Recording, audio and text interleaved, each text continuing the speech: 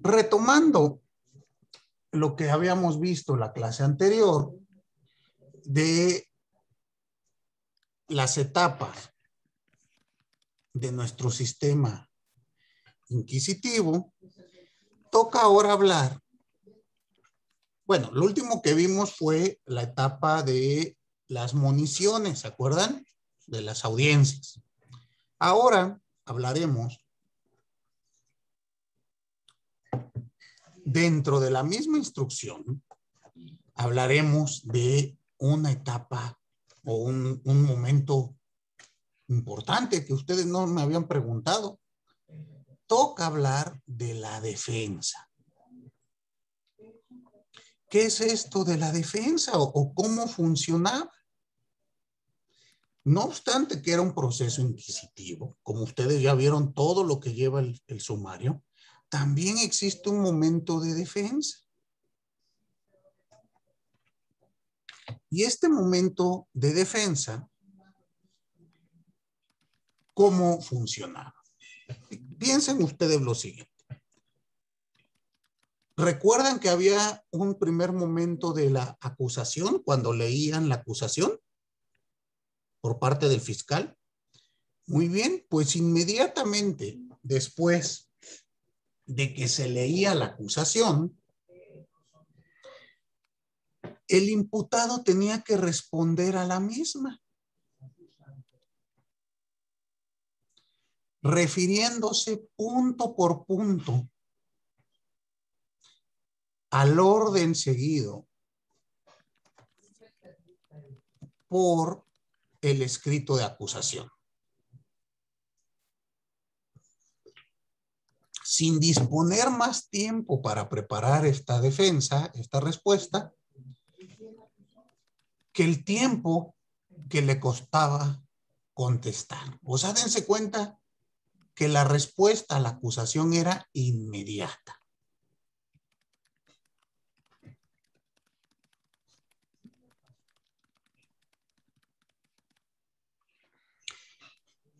Esto lo hacía el imputado directamente.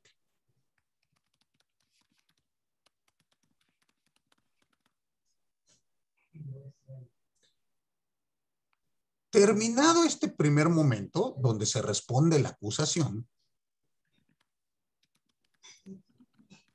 se le otorgaba la posibilidad al acusado de designar un abogado.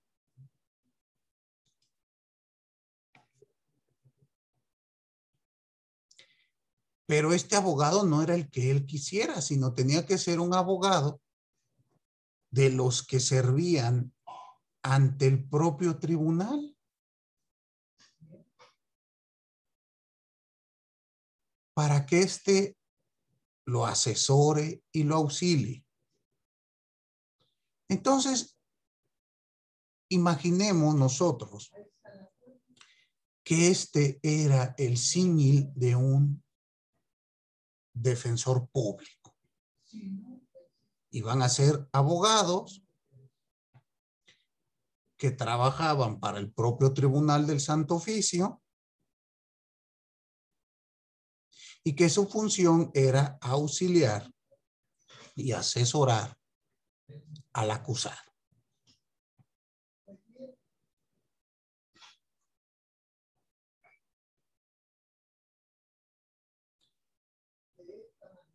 Pero veámoslo en su contexto.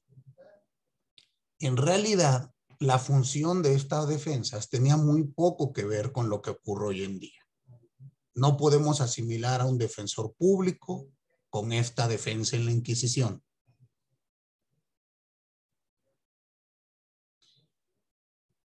¿Qué es lo que hacían estos letrados, estos abogados? Más que defender, exhortaban al reo para que confesara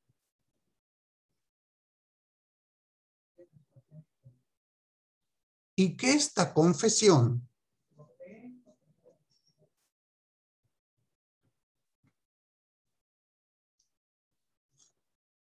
se realizara adecuadamente.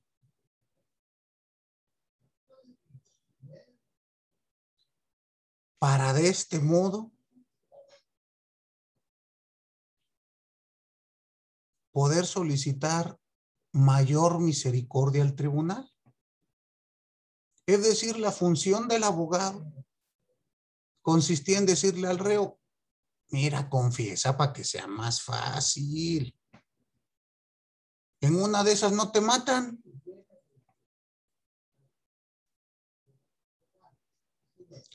Esto, reitero, en estos procedimientos. Hoy en día nunca van a encontrar ustedes defensores públicos que le digan a sus defendidos, confiesa para que te vayas a un proceso abreviado, te pongan la mínima pena y puedas salir. ¿Queda claro?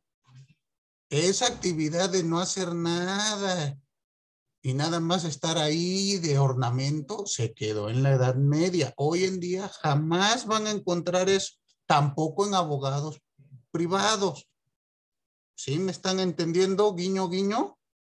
Eso, porque ya no vivimos en un sistema inquisitivo, ¿sale? ¿Sí lo están entendiendo? Muy bien. Hoy en día es común, o creo que lo que primero que te dice el abogado es, vámonos al procedimiento abreviado. ¿Te conviene? Porque es más rápido, te ponen menos años y todos salimos felices.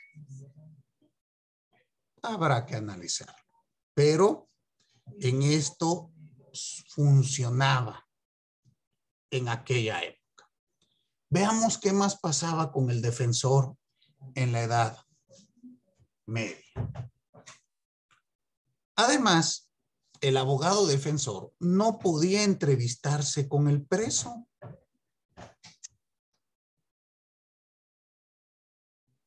Solamente podía hacerlo, es decir, él no podía entrar al calabozo del preso para platicar con el reo, sino los únicos momentos que tenía contacto con el reo tenía que ser en presencia del inquisidor y del secretario del tribunal.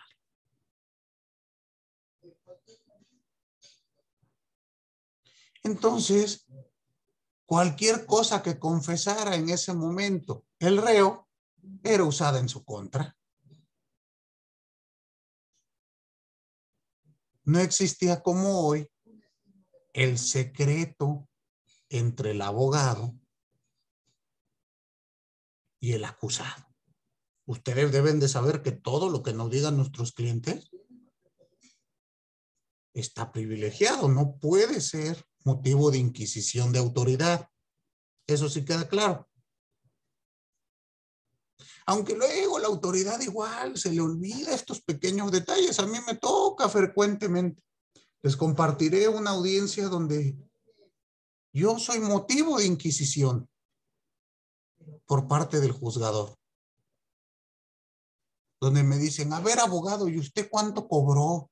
¿Y cómo hizo el contrato? ¿Y le dio billete de qué denominación? Le digo al juzgador, oiga, pero todo eso está amparado por el secreto profesional. Y aparte me dice este HH autoridad, voy a mandar un oficio a Hacienda para ver si ese dinero entró a sus cuentas, porque en una de esas hasta defraudador fiscal es usted, Polanco, y le va a venir a acompañar a este maldito delincuente usted aquí también, porque no vamos a andar permitiendo que anden libres y hay impunidad en la calle tanto sinvergüenza como usted. Así me dicen los jueces, ¿cómo ven? Pero ya cambiamos, ya no estamos en un sistema inquisitivo, para que cuando ustedes salgan a la calle se sientan protegidos por tantos derechos que tenemos. Yo luego digo, tengo tantos derechos que ya ni sé qué hacer con ellos. Digo, tanto derecho que tengo. Pero dense cuenta que como no estamos tan lejos, por eso Me gusta explicarles tan a detalle el sistema inquisitivo para que ustedes vayan comparando con lo que tenemos hoy en día y me digan, maestro, es usted un exagerado. Ya hemos cambiado en todo. ¿Estamos? ¿Qué más pasaba? Otra característica de la defensa en este periodo. El alegato, ¿se recuerdan ustedes que el fiscal presentó un alegato donde solicitaba las capturas y la puesta a tortura? ¿Se acuerdan? Muy bien. Pues la defensa también presentaba su propio alegato. Este alegato tenía que presentarse por escrito, en virtud de la secrecía.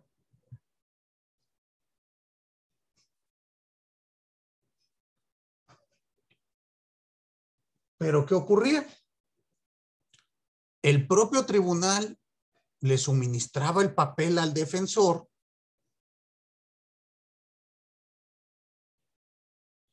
y en ese momento tenía que desarrollar su alegato por escrito. Estaba absolutamente prohibido salir de la sede del tribunal, realizar el escrito y traerlo. Ahí mismo lo tienes que hacer. Entonces no puedes consultar un libro, no puedes consultar nada. Ahí con lo que traes en la mente te lo avientas.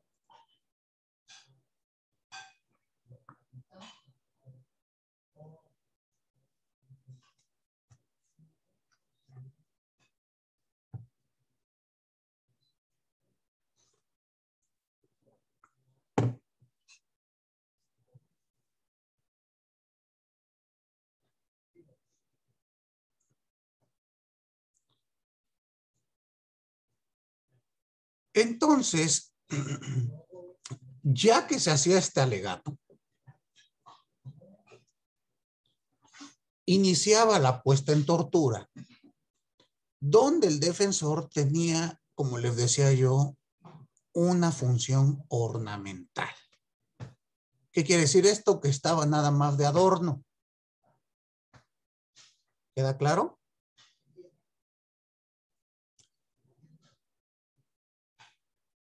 Y a partir de ahí, cerrado el periodo probatorio, es decir, ya no hay más pruebas, se terminó la puesta en tortura, se iniciaba la publicación del proceso.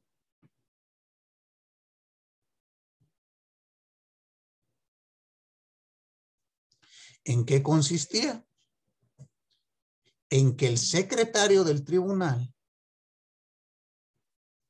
le daba lectura completa a todo lo que había notado de las municiones, así como de los alegatos hechos por el fiscal, la defensa y obviamente la acusación y la contestación de la acusación. Esto lo hacía en presencia de los inquisidores y del fiscal.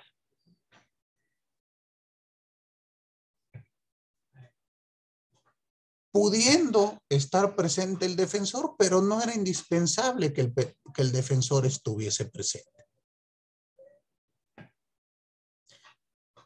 Esto inmediatamente nos brinca porque hoy en día no se puede realizar ninguna actividad si no está presente el defensor. Pero en aquel procedimiento no era necesario. Y en este momento, es hasta este momento que el acusado escuchaba por primera vez el testimonio de esos testigos que depusieron en su contra. Recuerden que no lo había escuchado. En la acusación nada más le mencionaron. Pero aquí donde están leyendo, por eso se llama publicación, porque es hasta este momento que todo se vuelve público. Y aquí el acusado debía responder punto por punto y de viva voz los testimonios que le eran leídos.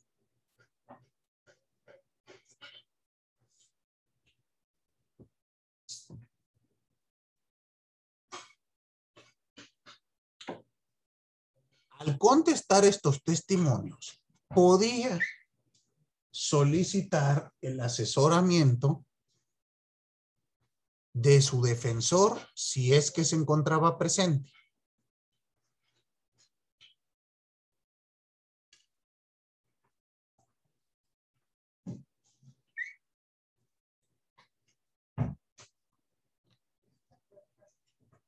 Y con esto terminaba la actividad del defensor.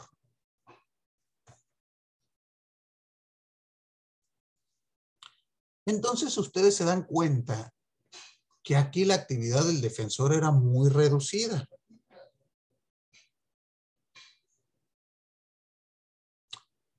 Y terminada esta etapa de publicación, con la respuesta que se haga de estos testimonios, tenía la siguiente etapa de la fase, que se llama la calificación para sentencia.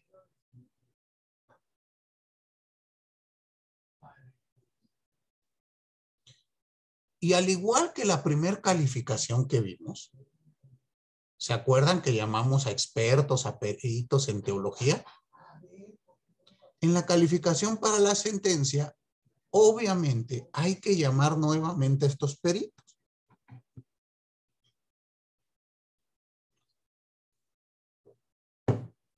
A los que se les va a poner a la vista todo lo actuado.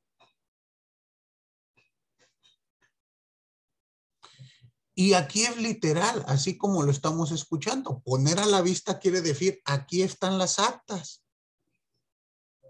Porque recuerden que hasta antes de este momento todo era secreto. Únicamente lo podían analizar los funcionarios del tribunal. Hoy en día esto de poner a la vista, ustedes van a escuchar y van a leer que lo seguimos utilizando los abogados hasta el día de hoy. Y en los autos ustedes encontrarán que dicen, póngase a la vista. Y hagan ustedes cuando lean eso una interpretación literal, ¿no? Que lo tengo que ir a leer, a revisar. Eso es poner a la vista. Bueno, a estos peritos dictaminaban si había en realidad sospecha fundada de herejía.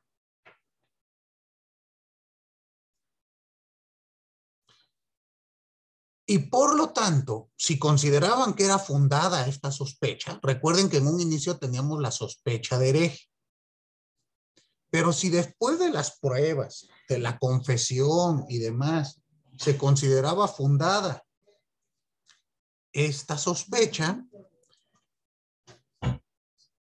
es en este momento donde ya se le consideraba formalmente hereje. ¿O no? Recuerden que la calificación podría ser, ¿eres formalmente hereje o no eres formalmente hereje? La posibilidad de ser declarado no formalmente hereje era mínima. Recuerden ustedes que para ella tenía que estar presente la presunción de inocencia que se obtenía después de haber sobrevivido a varias sesiones de tortura, sin que hayas confesado nada que pudiera perjudicarse. ¿Estamos?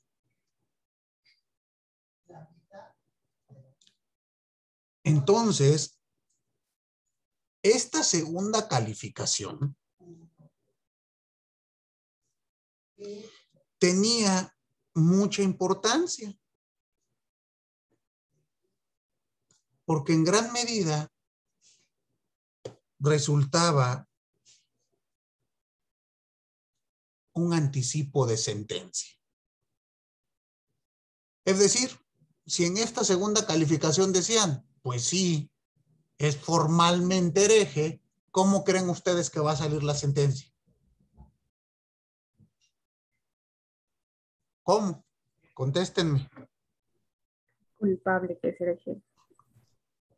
Y si decía presuntamente inocente, ¿cómo creen que va a salir? De igual modo, presuntamente inocente. Entonces, dense cuenta de todas estas características. Y ahora sí, pasemos a la siguiente fase de nuestro procedimiento. La fase de deliberación y fallo.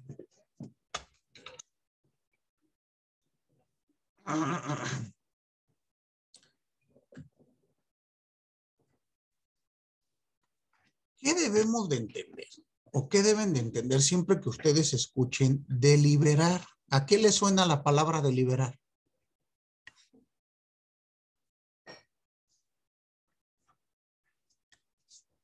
¿Quién de ustedes o no le suena nada?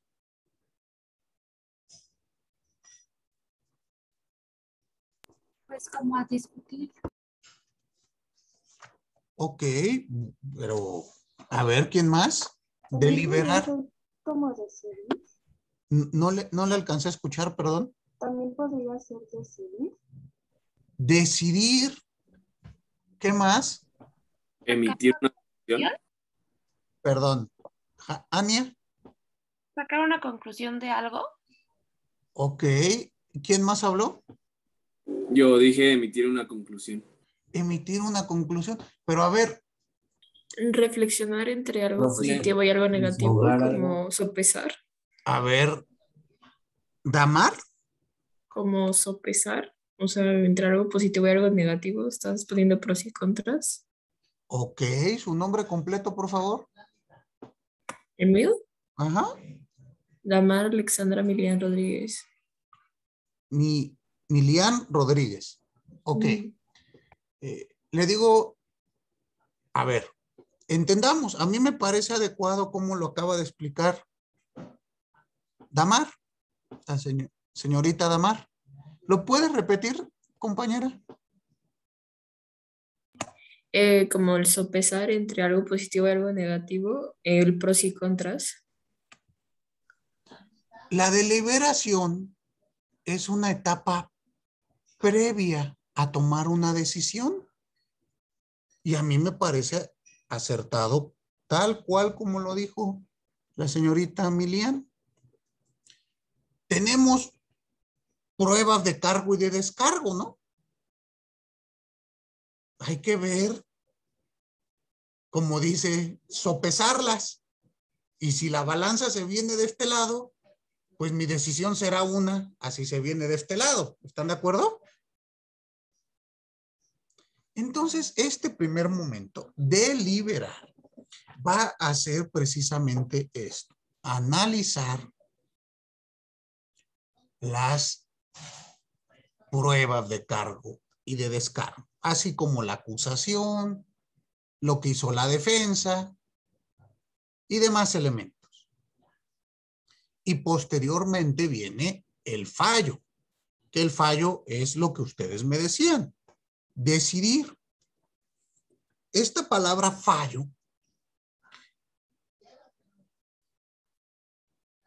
bueno, viene del castellano antiguo. Hoy muy poco se utiliza, o ya se utiliza brevemente, como sinónimo de sentencia. Entonces, cuando ustedes escuchen fallo, pues dense cuenta que se está refiriendo al momento de decidir. ¿Estamos? Entonces, ¿qué va a pasar en este periodo?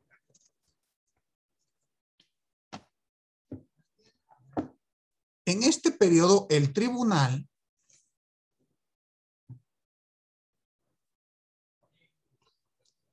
convocaba a un obispo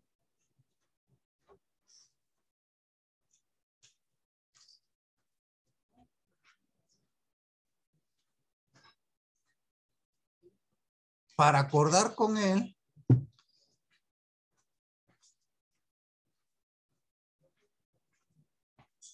quiénes iban a ser los miembros del tribunal. Entonces, dense ustedes cuenta que el tribunal que iba a decidir todo lo actuado iba a ser llamado para juzgar ese caso en particular y a ese sujeto en concreto. Esto, si ustedes ya llevaron o están llevando, me dijeron, perdón, derecho constitucional, ¿verdad? ¿Ya llegaron al artículo 13? ¿O no? Ningún. Pues es el que prohíbe el que haya una ley o algo a una persona en particular, ¿no? O sea, un juicio, una ley, lo que sea, ante una persona particular. Exactamente, señorita, prohíbe las leyes especiales, perdón, las leyes privativas y los tribunales especiales, que es propiamente lo que estamos viendo en este momento. Entonces, ya de bote pronto ustedes lo primero que tienen que saber es que en nuestro país actualmente eso está prohibido. Nuevamente sugiero pongan mucha atención en sus clases de constitucional porque cada que les pregunto algo, una garantía, ustedes, ¿dónde viene eso, maestro? En constitucional hemos visto que constitución se escribe con C mayúscula y termina en N, pero no hemos visto más. Pongan atención para ir entendiendo el resto del proceso. ¿Estamos claros? Ahora bien, estos representantes que iba a elegir el obispo iban a ser miembros de la diócesis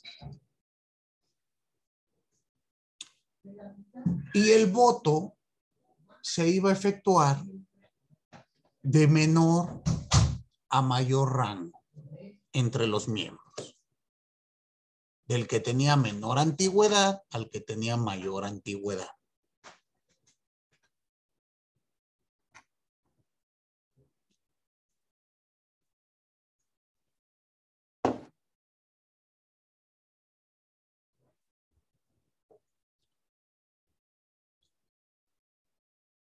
Muy bien. Como ustedes están escuchando, era un tribunal colegiado. Podrían ser 3 sujetos, normalmente eran 3. Recuerden que en cuerpos colegiados siempre se habla de números impares para que no haya empate.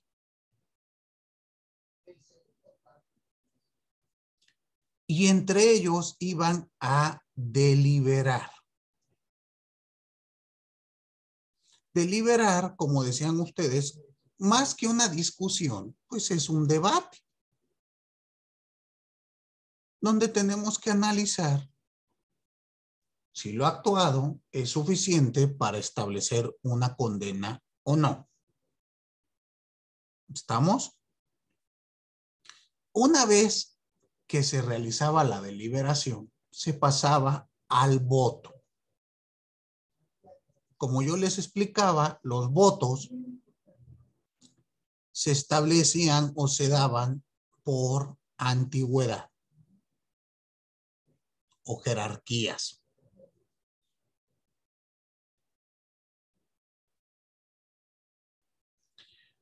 Una vez realizados estos votos, se emitía el fallo.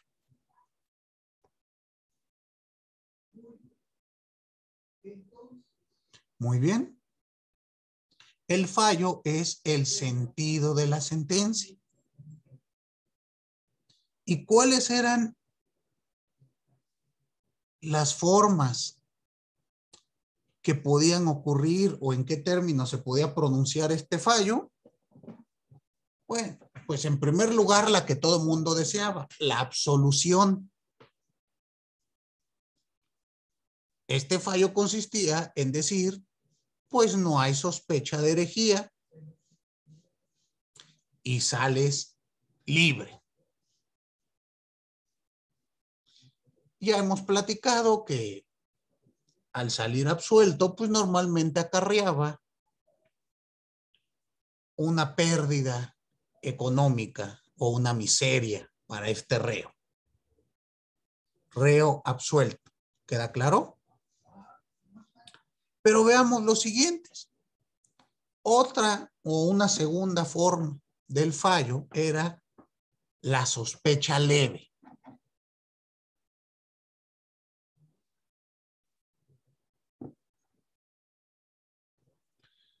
Sospecha leve, o Levy dice literal, que la traducción sería sospecha leve.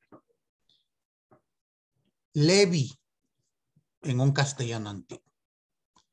Una sospecha leve, bueno, pues ustedes imaginarán, si eres hereje, pero poquito. Y por lo tanto, tu castigo será leve, será menor. Es decir, no te vamos a matar. Podrán ser unos azotes, unos latigazos. Les explicaba yo un San Benito, que te metamos unos 3, 6 meses a un barril. Si ubican ustedes esa tortura, ¿no? El barril. ¿Han visto ustedes en los tianguis los barriles de tepache? ¿O no van a los tianguis? ¿Sí? Pues imaginen ustedes que a un barril de tepache, ya ven que son de madera grandes, les abrían unos huecos para que ustedes pudieran sacar sus piernas y usaran el barril colgado de los hombros, de tal modo que la mitad de su cuerpo estaba dentro del barril. Y con eso tenían que vivir el lapso que estableciera el fallo. Meses, años, dependiendo. Ya se imaginarán ustedes, pues que no hay modo de asearse.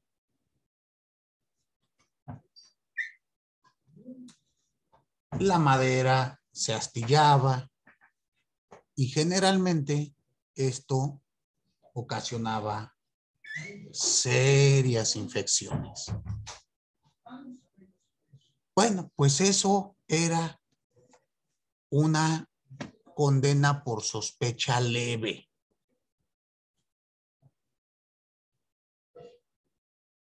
¿Queda claro? Ni tan leve, dirán ustedes. Pero viene una tercera forma del fallo. Sospecha vehemente.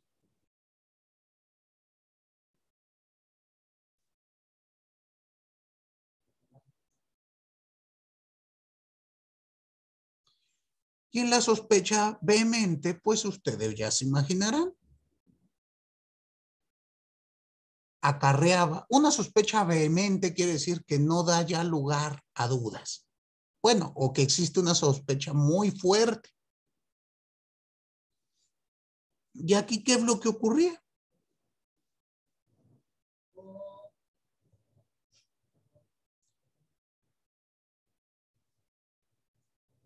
La pena capital. ¿La consecuencia cuál es? Pues que te maten. Y ya será por alguno de los métodos que ustedes conocen. La hoguera, la guillotina, etcétera, etcétera, etcétera. Claro que la guillotina llegó hasta después del siglo XVII. Recuerden que la guillotina que nos parece a nosotros,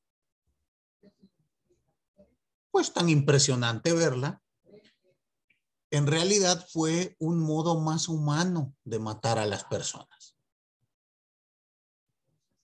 ¿Qué piensan ustedes que puede ser más doloroso?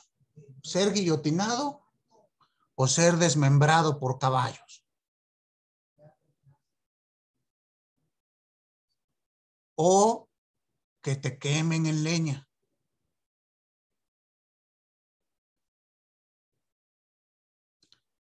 No recuerdo ahora, les busco la anécdota, pero dicen que un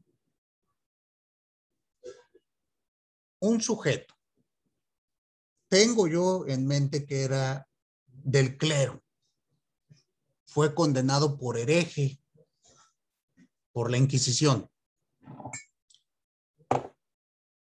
y que lo pusieron en la plancha a la pena capital, es decir, lo pusieron en carbones ardiendo, lo acostaron, que era parte de este castigo, ¿no? Y cuentan que le habló al verdugo, le gritó, y cuando se acerca el verdugo le dice, ¿qué quieres? A lo que el monje respondió, ya voltéame porque de este lado ya me cocí bien. Entonces, fíjense cómo era el castigo tan lento, tan agobiante, que daba todavía tiempo a que estuviesen haciendo sus chistes estas personas. Les voy a buscar el nombre, no recuerdo yo, Fray algo. Se los doy en la siguiente sesión. Y así se cuenta, por ejemplo, esto que vemos cuando los queman en la hoguera, que muchas veces o se apagaba la hoguera o no prendía bien y entonces se volvía una cuestión más agonizante.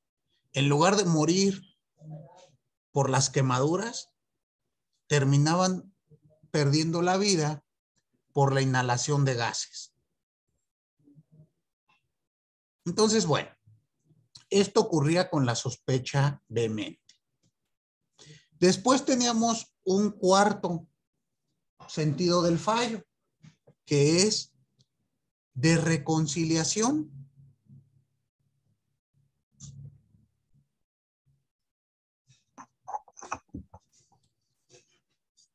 Recuerden ustedes que la reconciliación con la iglesia consistía en que puedes regresar a Tierra Santa. Y por lo tanto, tu familia no será sancionada de un modo tan fuerte. Entonces, bueno, también era muy buscada la reconciliación.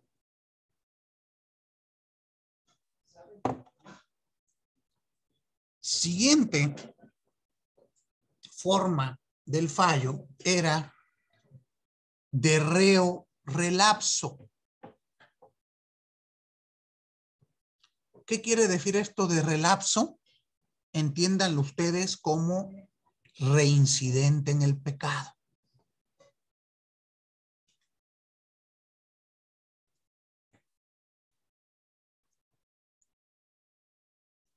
Esto, ustedes imaginarán que la reincidencia era fuertemente sancionada.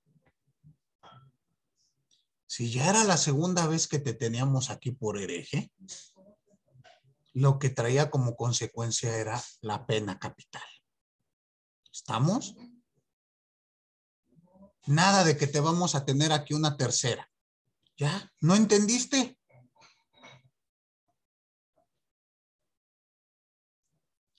Y la última era la de relajación del brazo secular. Esta se le aplicaba exclusivamente a miembros de la iglesia.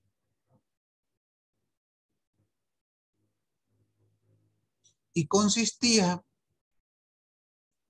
en que al miembro de la iglesia se le condenaba a votos de silencio, a conventos de clausura, para recapacitar respecto de sus conductas contrarias a la iglesia.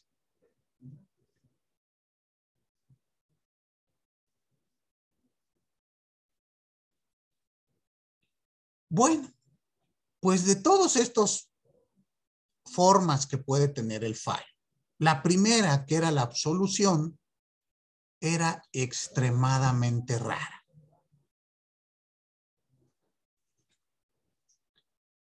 Es decir, no llegaba ni a 1 por cada 1000 sospechosos.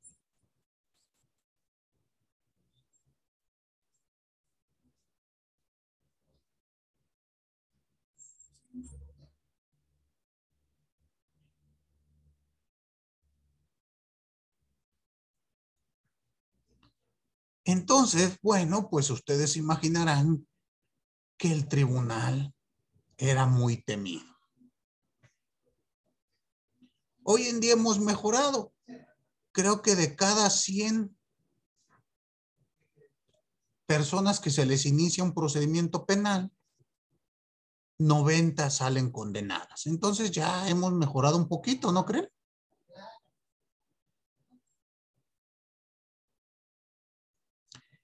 ¿Y qué pasaba con estas situaciones? Se estableció un adagio popular que decía: quien entra en la Inquisición siempre sale chamuscado. Cuando no quemado y negro como un tizón.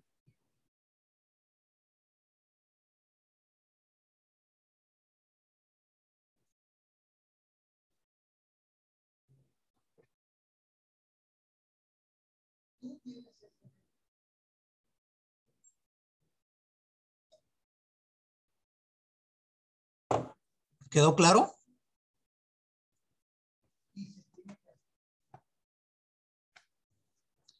Muy bien. Ahora, pasemos a la etapa. Bueno, una vez que se dictaba la sentencia, existía la posibilidad del recurso.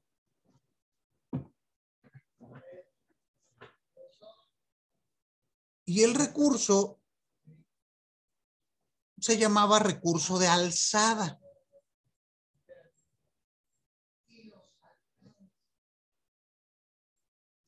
Y este se realizaba ante el Inquisidor General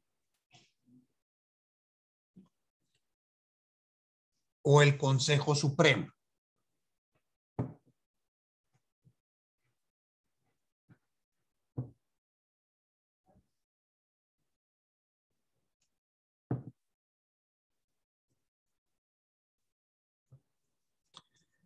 Y solo se permitía para determinados casos, no era en todos.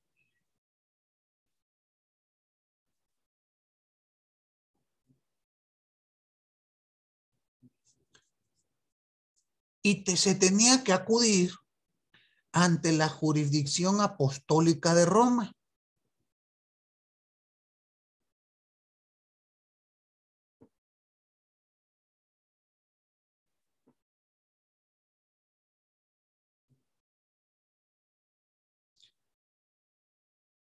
Esto era extremadamente difícil.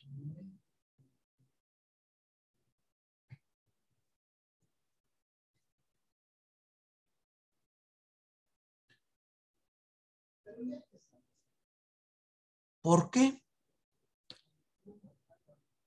En primer lugar, porque la Inquisición española pues no le gustaba que lo que se dijera en Roma pudiera modificar sus sentencias. ¿Queda claro? Y por lo tanto, lo volvía extremadamente complicado. Había tantas reglas que hacían muy difícil poder interponer este recurso. Pero si llegaba a irse a la alzada,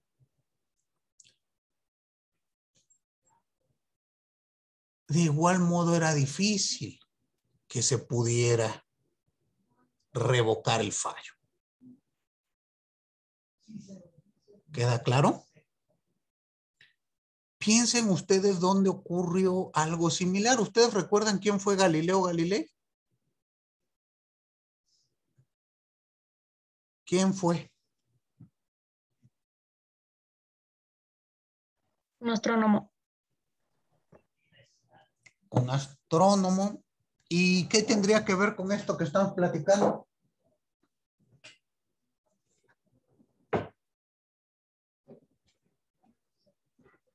¿Qué dijo ese astrónomo? Pues dijo Dijo que no éramos el centro del la Tierra no era universo, el ¿no? centro del universo, ¿no? Y por eso fue perseguido por la iglesia. Ok, a ver, entonces creo que estaba hablando Damar y también Edgar, ¿no? Es que se me encimó un poquito el audio. Exacto, dijo que... Pero dijimos lo mismo, así que no importa. Ajá, sí, no hay ningún problema. Habla de la teoría heliocéntrica, que el centro de nuestro... En ese momento él decía del cosmos, era el Sol y no la Tierra. Y esto pues va en contra de las enseñanzas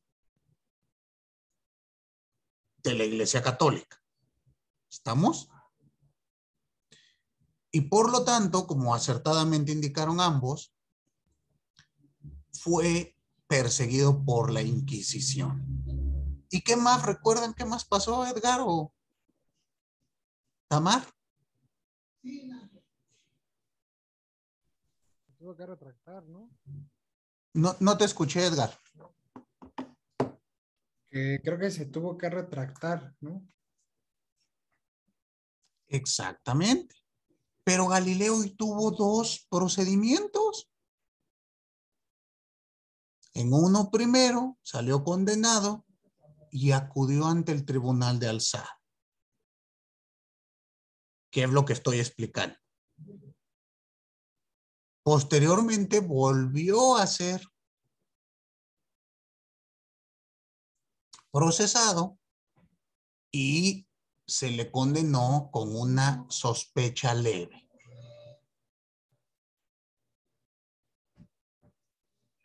Y dicen, esto no está comprobado. Parte de la condena, esto sí es claro, fue abdicar de esta teoría y nunca volver a enseñarla, sino limitarse a enseñar lo que dice la Biblia, que la Tierra es el centro del universo. Cuentan que después de recibir su fallo y de jurar que la Tierra era el centro del universo, murmuró las palabras y sin embargo se muere. ¿Sí habían escuchado esto o no?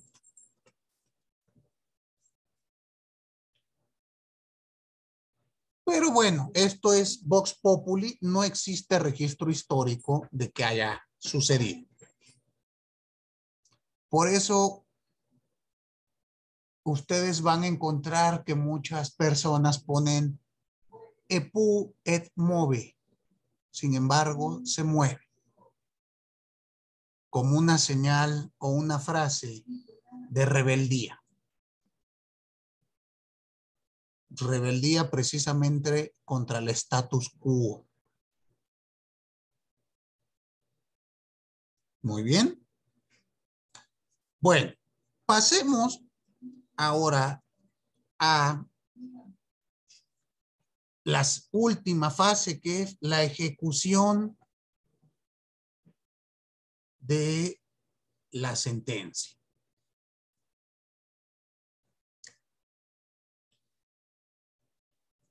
La fase de ejecución de sentencia hasta el día de hoy es la fase en donde se materializa lo ya dicho en el documento, lo ya decidido.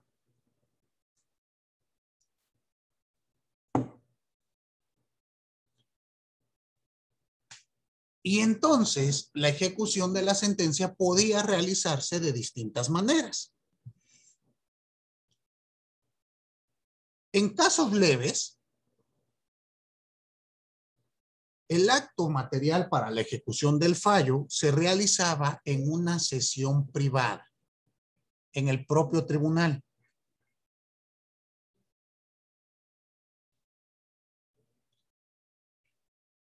En los demás casos,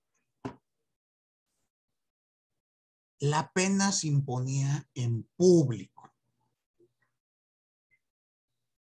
ya sea en la iglesia, en el atrio, en una plaza.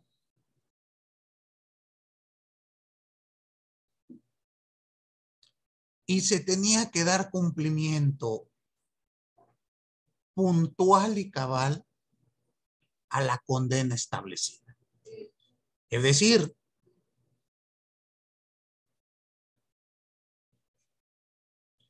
si había que azotar al reo, se tenía que cumplir cabalmente con el número de azotes que había sido establecido. Si se desmayaba, había que despertarlo para que siguiera soportando el tormento. Ya sea que se fuese a azotar o a quemar al reo, siempre era necesario realizar una previa procesión.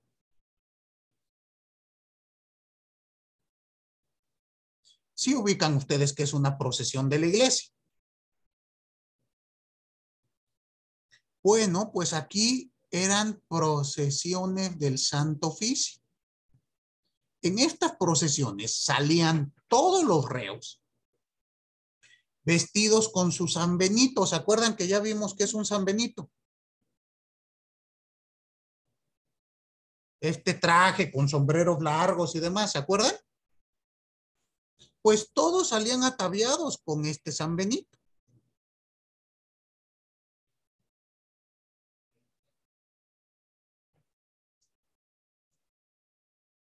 Se llegaba, se daba una misa y se ejecutaba el fallo. Dense cuenta que las ejecuciones eran prontas y expeditas.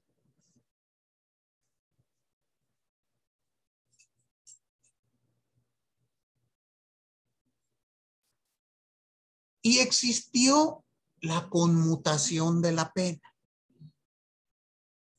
¿En qué consistía esta? Pues que si me iban a dar 100 azotes, podía yo decirle al tribunal, oye, ¿y si cambiamos los azotes por dinero? Y si todavía el reo tuviera suficientes recursos para soportar la fianza que fijara el tribunal, se conmutaba la pena, es decir, entregaba yo dinero y ya no me daban mis azotes. Obviamente esto solía ser muy caro, pero en los casos donde se podía hacer, en lugar de ejecutarse la pena, se realizaba la procesión y se celebraba un auto de fe. Es decir, un sermón en donde se alababa la fe cristiana. Y con ello se daba por ejecutado el fallo. Con esto terminamos todas las fases del proceso inquisitivo español. ¿Quedó claro? Perfecto. Bueno, ¿alguna duda? Ninguna. Muy bien. Pues entonces vamos a dar por terminada nuestra clase el día de hoy y nos vemos hasta el viernes. Recuerden que el viernes hacemos el control de lectura. Por favor, los que no hayan terminado el libro, termínenlo y nos vemos por acá. Muy buen día a todos y a todas. Nos vemos. Profesor, ¿me puedo quedar con usted Gracias, un minuto al final? Gracias, profesor. Sí, la espero, señorita. Gracias, Gracias. nos vemos. Yo igual, por favor. Profesor, es que lo que pasa es que el día del examen, el día viernes, pues hice mi examen a las 7 de la mañana y justo cuando lo terminé y ya lo iba a mandar, se me fue el internet y por accidente cerré mi pestaña y se me borró todo y lo volví a hacer. Le mandé mensaje, pero como no me contestó, pues se lo digo ahorita. Pero sí recibí su examen, ¿no? A ver, ¿cuál es su apellido? Sí, Sánchez Villaseñor, Elizabeth. Un segundo. Lo que pasa es que les dije que pues, el sistema para exámenes está expresamente establecido para que si se cierra por cualquier motivo su pestaña, se pierde toda la información. Esto no lo hago yo, es el sistema para un examen. Si no, imagínense, van a estar ustedes en San Google. A ver, si abren otras pestañas, lo que sea, nos va a dar problema. ¿Cuál es su correo, señorita? Es 31-831-6941. 31, luego Perdón. ¿qué?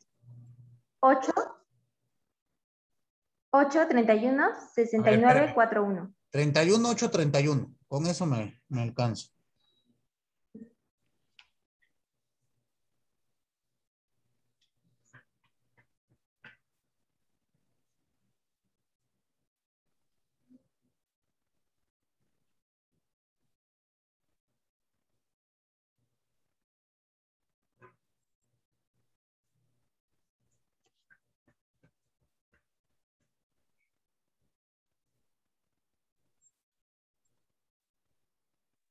Profesor, pero de hecho no abrí ninguna ventana, sino que se me fue el internet y después por accidente cerré mi pestaña.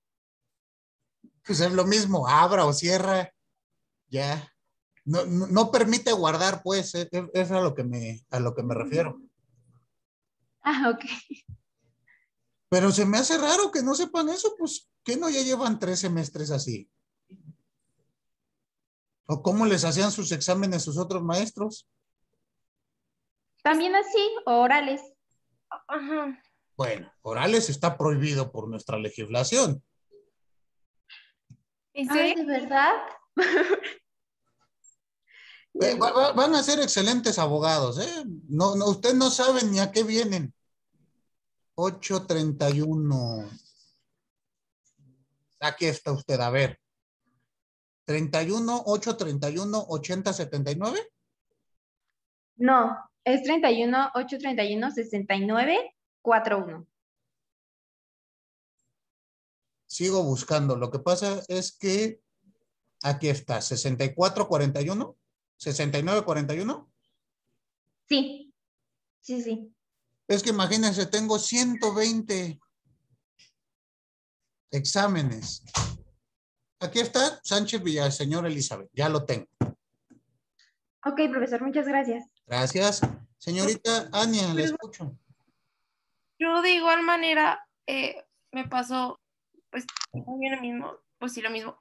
Se me apagó el internet en ese momento y fue cuando lo iba a dar para enviar y a darle como research a la página y tratar de volverlo a enviar, me lo borró. Entonces lo tuve que volver a... Es la misma circunstancia. Si le dan refrescar, cerrar, lo que sea, se van. Para que tengan ustedes esos cuidados. ¿Cuál es su correo? 1:15. 1:15. 00. Espérame, con los primeros 3 para qué. Si no son un montón, Ok. y no sé ni cuál. Sí, claro. Gracias. 1.15.00. Aquí está, 1.15.00.61.55. Sí, es ese. También ya recibí la respuesta, pero ¿qué así le van a decir al juez cuando tengan una audiencia digital? Ay, señor juez, se me fue, fíjese. ¿Me puede reponer mi audiencia? ¿Qué creen que les van a contestar? Pues que evidentemente no se puede. Entonces, abusadas ahí. Ya están sus exámenes, yo los reviso. Me voy a tardar un poco, reitero, son muchos exámenes. Pero no se preocupen, ya están ambas recibidas. ¿Sale? Claro, profesor. Ok, profesor, muchas gracias. Hasta luego. Para servirles, nos vemos. Hasta luego. Gracias. Nos vemos.